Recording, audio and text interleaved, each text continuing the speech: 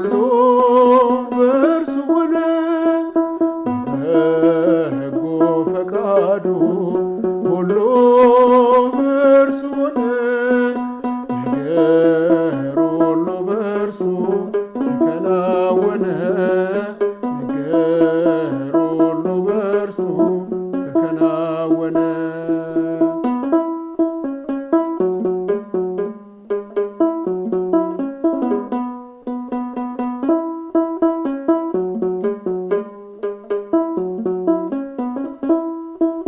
ሰማይና ምድር ክብሩን ተናገሩ፣ ፈጥሯቸዋልና እንዲገለጥ ክብሩ።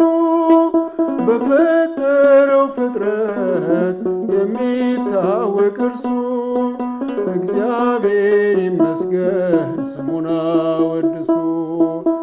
በበጎ ፈቃዱ ሁሉ በእርሱ ሆነ። በበጎ ፈቃዱ ሁሉ በእርሱ ሆነ። ነገር ሁሉ በእርሱ ተከናወነ። ነገር ሁሉ በእርሱ ተከናወነ።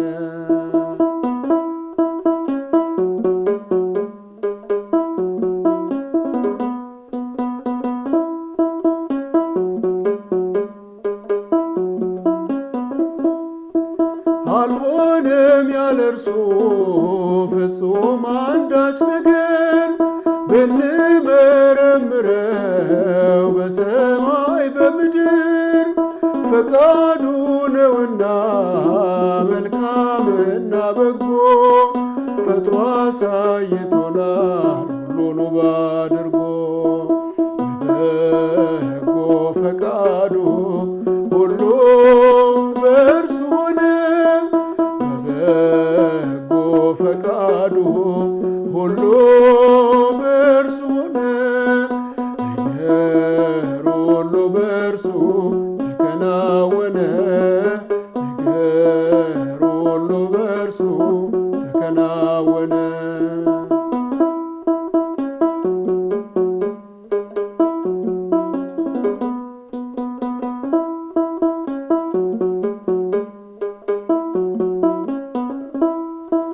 ክረምትና በጋ ሌሊትና ቀን ሁሉን አሳይቶ ጌታ አስተማረን። ያደረገው ሁሉ እንከን የሌለው ለዚህ ቅዱስ አምላክ ምሳሌም የለው። በጎ ፈቃዱ ሁሉ በእርሱ ሆነ። በጎ ፈቃዱ ሁሉ በእርሱ ሆነ። ነገር ሁሉ በእርሱ ተከናወነ። ነገር ሁሉ በእርሱ ተከናወነ።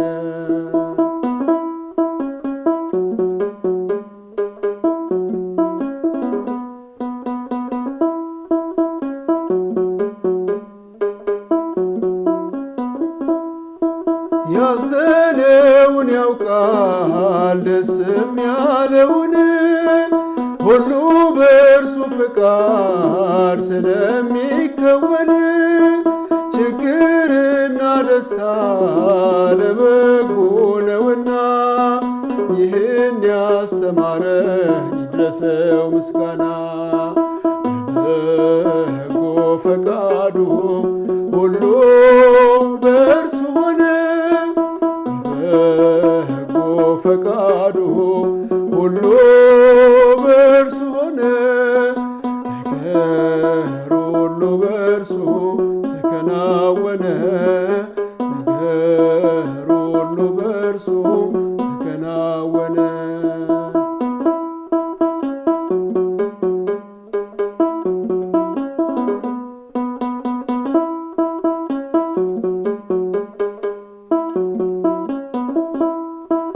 አልሆነም ያለ እርሱ ፍጹም አንዳች ነገር፣ ብንመረምረው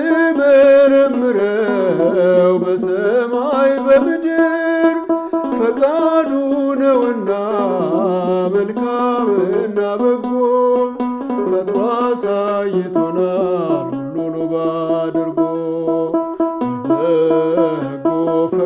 ፈቃዱ ሁሉ በእርሱ ሆነ በበጎ ፈቃዱ ሁሉ በእርሱ ሆነ ነገር ሁሉ በእርሱ ተከናወነ ነገር ሁሉ በእርሱ ተከናወነ።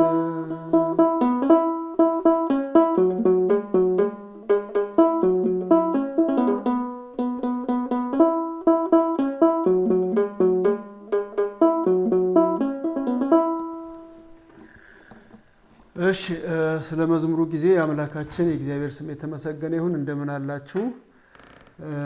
ዛሬ እንግዲህ በዚህ መዝሙር ተገናኝተናል። በበጎ ፈቃዱ ሁሉ በእርሱ ሆነ ነገር ሁሉ በእርሱ ተከናወነ የሚለውን ነው ይዤ የቀረብኩት። በበጎ ፈቃዱ ሁሉ በእርሱ ነው። ሁሉ በእርሱ የሆነው ጌታችን መድኃኒታችን ኢየሱስ ክርስቶስ በምድርም ሆነ በሰማይ ሁሉ በእርሱ የሆነ የዘወትር ጸሎት ላይ ብዙን ጊዜ ስንጸልይ እናስታውሳለን።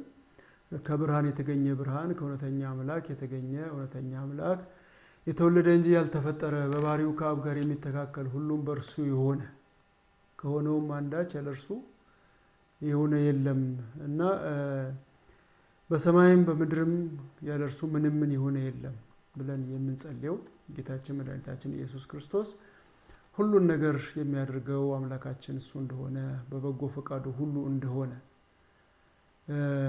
እና የተወለደ እንጂ ያልተፈጠረ ከአብ ጋር የሚተካከል ሆኖ አምላካችን እግዚአብሔር ሁሉን ነገር የሚያደርግልን የሚከውነው በበጎ ፈቃዱ እንደሆነ ከኛ ምንም ነገር እንደሌለ የሚያሳይ መዝሙር ነው። በበጎ ፈቃዱ ሁሉ በእርሱ ሆነ እና ሰማይና ምድር ክብሩን ተናገሩ፣ ፈጥሯቸዋልና እንዲገለጥ ክብሩ። ሰማይና ምድርን አስተውሎ ላየ የእግዚአብሔርን ክብር ማስተዋል ይችላል ብለን መተርጎም እንችላለን። በሌላ መንገድ ደግሞ ሰማይና ምድር ራሳቸው ሰማይና ምድር ክብሩን ስለሱ ይናገራሉ፣ እሱን ያከብራሉ፣ እሱን ይታዘዛሉ፣ እሱን ያመሰግናሉ። ፍጥረት ሁሉ የሚያመሰግነው አምላክ ስለሆነ እሱን ያመሰግናሉ የሚል መልእክት እንረዳለን። ሌላው በፈጠረው ፍጥረት የሚታወቅ እርሱ እግዚአብሔር ይመስገን ስሙን አወድሱ። በፈጠረው ፍጥረት የሚታወቅ እርሱ እግዚአብሔር ረቂቅ ነው።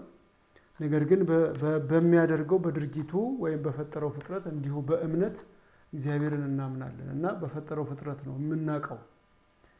እግዚአብሔርን በተግባር ነው የምናውቀው፣ በሕይወታችን ነው የምናውቀው፣ በፈጠረው ፍጥረት ነው የምናውቀው እና በፈጠረው ፍጥረት የምናውቀው እርሱ እግዚአብሔር ይመስገን ስሙን አወድሱ ይላል። በፈጠረው ፍጥረት የሚታወቅ እርሱ ስንል ለምሳሌ ባለፈው ቪዲዮ ላይ ትንሽ ጠቆም አድርጌ ነበረ። ፍጥረታትን ብቻ በመመልከት ሰማይና ምድርን በመመልከት እንስሳትን በመመልከት ጥሩ ማስተዋል የተሰጠው ሰው አንድ ሰው እግዚአብሔርን ማወቅ ከፈለገ በፈጠረው ፍጥረት እግዚአብሔር በፈጠረው ፍጥረት አስተውሎ በመመልከት እግዚአብሔርን ማድነቅ እግዚአብሔርን ማመስገን ይችላል ማለት ነው። ከፈጠረው ፍጥረት ውስጥ በጣም የቅርባችን የሆነው የምንተነፍሰው አየር ነው። የምንተነፍሰው አየር በጣም ከተወለድንበት ዕለት ጀምሮ እስከምንሞትበት ቀን ድረስ ከዚህ ዓለም በስጋ እስከምንለይበት ድረስ እስከ ዕለተ እረፍታችን ጊዜ ድረስ እንተነፍሳለን። ስለዚህ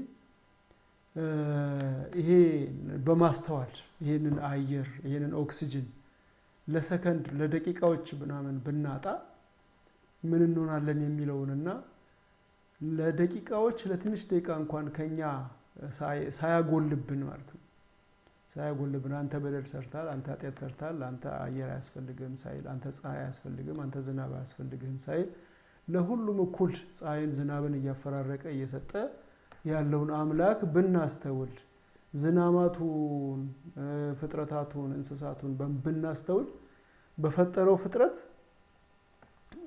እናውቀዋለን ማለት ነው።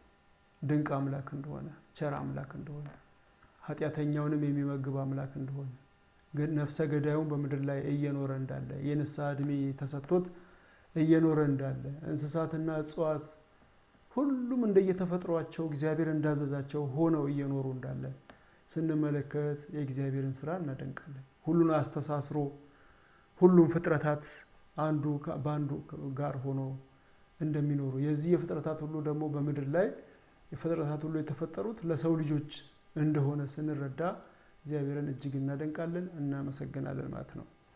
ሌላው ችግርና ደስታ ለበጎ ነው። ችግር እንዴት ለበጎ ይሆናል ብለን ብናስብ እንግዲህ ብዙ ማውራት እንችላለን። ችግርና ደስታ ለበጎ ነውና ይህን ያስተማረን ይድረሰው ምስጋና።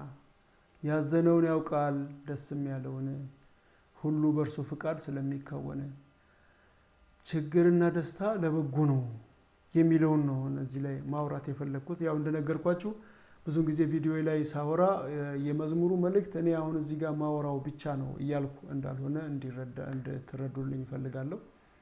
ዋና ዋናዎቹ እኔ በጣም የተሰሙኝን እኔ ደግሞ መናገር የፈለኩበትን ነው ዋና ዋናዎቹ መልእክት ነው ማየው እና ሁሉንም ብዙ ነገር አልፌ ነው ወደ መጨረሻ አካባቢ መጥቼ ነው እያወራ ያለሁት። ችግርና ደስታ ለበጎ ነው የሚለውን የምንከለከለው ነገር የሆነ የምናዝንበት የምናጣው ነገር ራሱ ለበጎ እንደሆነ ሰው እግዚአብሔርን ለምኖ እግዚአብሔር ዝም ካለ ራሱ በዝምታ ውስጥ መልስ አለ ማለት ነው። ከእግዚአብሔር የምናገኘው የዝምታ መልስ አለ። ስለዚህ ሀዘን ቢገጥመን የገጠመን ሀዘን ራሱ ለበጎ ነው።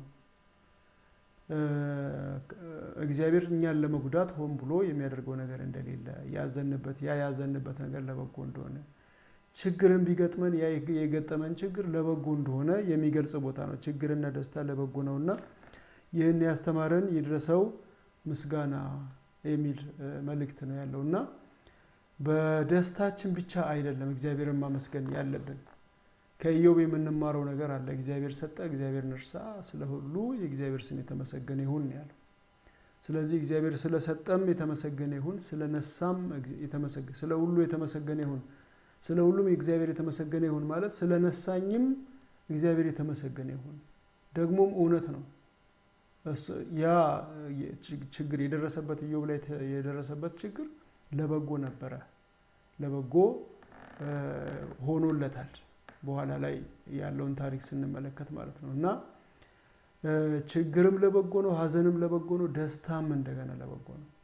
ችግርና ደስታ ለበጎ ነውና ደስታም ራሱ ለበጎ ነው። በቃ ደስታ ሲገጥመንም ፌሽታ ውስጥ ገብተን እግዚአብሔርን መርሳት ሳይሆን እግዚአብሔር ያንን ደስታ እንደሰጠን በቤታችን ደስታ እንዳረገ በቤታችን ሳቅ እንዳረገ በህይወታችን ደስታን እንደሰጠን መረዳት አለብን። ስለዚህ ሀዘኑም ደስታውም ችግሩም ሁሉ በርሱ ሆነ፣ በበጎ ፈቃዱ ሁሉ በርሱ ሆነ፣ ነገር ሁሉ በርሱ ተከናወነ። ከሆነውም አንዳች ያለ እርሱ ምንም አልሆነም። ነገር ሁሉ በርሱ ተከናወነ። ስለዚህ እግዚአብሔር የፈጠረውን ፍጥረት ሁሉ ተመለከተ።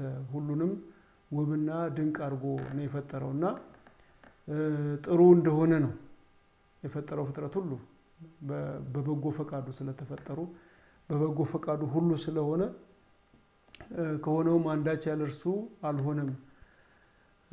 በሰማይም ካለው በምድርም ካለው ያለ እርሱ አንዳች የሆነ የለም የሚለውን ነው መልእክት የሚያሳየን። እጅግ በጣም ምርጥ መዝሙር ነው።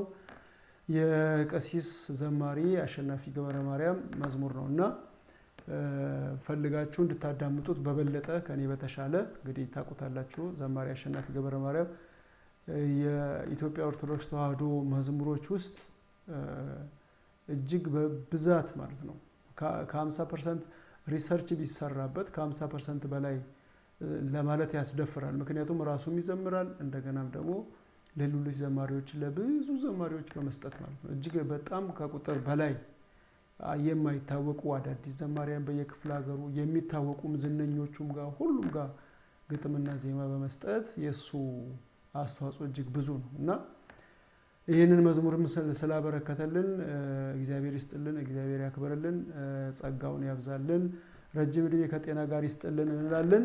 ለዛሬ ያዘጋጀሁት ቪዲዮ ብዙም ማብራሪያ ያስፈልገዋል፣ ግን እኔ ለጊዜው የተዘጋጀሁት ይሄ ነው። እግዚአብሔር ከሁላችን ጋር ይሁን። በሌላ ቪዲዮ እስከምንገናኝ ድረስ በሰላም ቆዩልኝ።